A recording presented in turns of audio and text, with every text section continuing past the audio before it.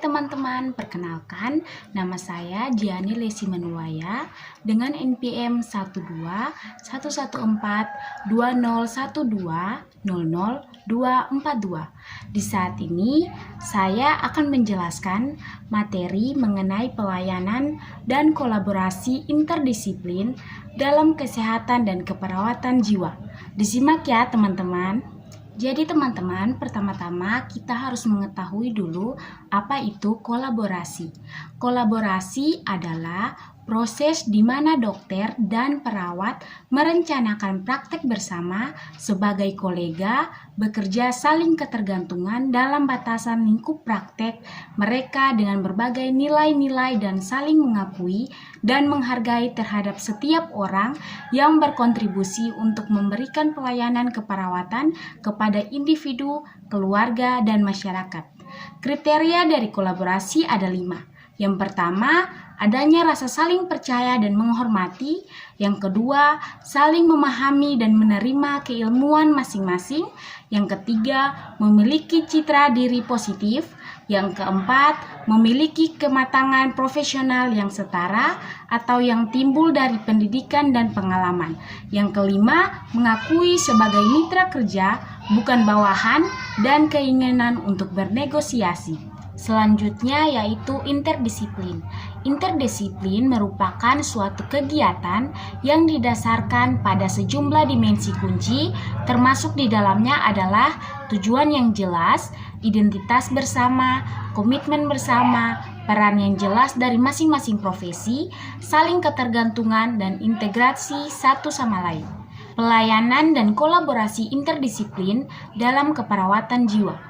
Pelayanan dan kolaborasi interdisiplin keperawatan jiwa merupakan pelayanan kesehatan yang dilakukan oleh sekelompok tim kesehatan profesional atau di dalamnya ada perawat, dokter, tim dan kesehatan lainnya maupun pasien dan keluarga pasien sakit jiwa yang mempunyai hubungan yang jelas dengan tujuan menentukan diagnosa, tindakan-tindakan medis, dorongan moral, dan kepedulian khususnya kepada pasien sakit jiwa.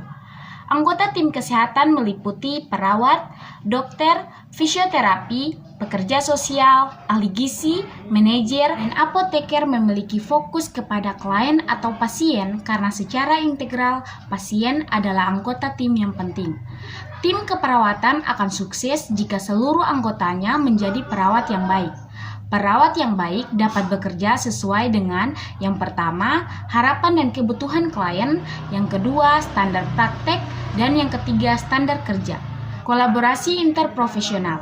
Kolaborasi interprofesional adalah keterlibatan kolektif dari berbagai penyedia layanan kesehatan profesional yang bekerja dengan pasien, keluarga, pengasuh, dan komunitas untuk mempertimbangkan dan mengkomunikasikan perspektif unik satu sama lain dalam memberikan layanan dengan kualitas terbaik. Salah satu contoh kolaborasi interprofesional diilustrasikan oleh pertemuan bersama antara Virginia Bond dan Board of Medicine pada tahun 1970-an. Transisi ke praktek. Sosialisasi mahasiswa keperawatan penting untuk mempersiapkan lulusan untuk berinteraksi dengan berbagai individu profesional dan non-profesional dalam pengaturan perawatan kesehatan.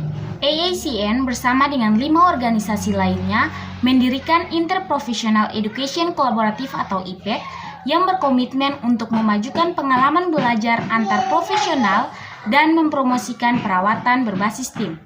Area sasaran yang direkomendasikan untuk perhatian yang lebih besar termasuk yang pertama, menghilangkan hambatan untuk berlatih dan peduli, yang kedua, mengubah pendidikan, yang ketiga, berkolaborasi dari pemimpin, yang keempat, mempromosikan keragaman, dan kelima, meningkatkan data. Kolaborasi interprofesional ke transformasi pendidikan.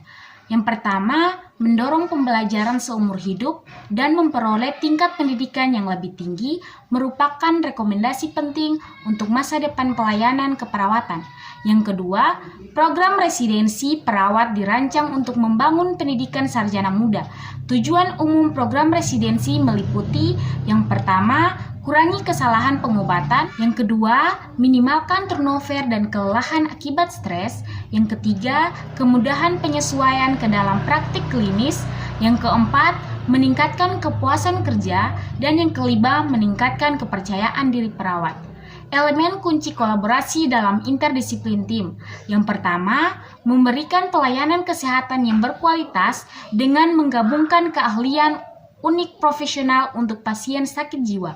Yang kedua, produktivitas maksimal serta efektivitas dan efisiensi sumber daya. Yang ketiga, meningkatnya profesionalisme dan kepuasan kerja dan loyalitas. Yang keempat, meningkatnya kohesivitas antar profesional. Yang kelima, kejelasan peran dalam berinteraksi antar profesional. Dan yang keenam, menumbuhkan komunikasi, menghargai argumen, dan memahami orang lain. Hambatan kolaborasi dalam interdisiplin pelayanan kesehatan jiwa. Yang pertama, ketidaksesuaian pendidikan dan latihan anggota tim. Yang kedua, struktur organisasi yang konvensional. Yang ketiga, konflik peran dan tujuan. Yang keempat, kompetisi interpersonal. Dan yang kelima, status dan kekuasaan dan individu itu sendiri. Kesimpulan dari penjelasan ini yaitu yang pertama, untuk mencapai pelayanan yang efektif, maka perawat, dokter, dan tim kesehatan harus berkolaborasi satu dengan yang lainnya.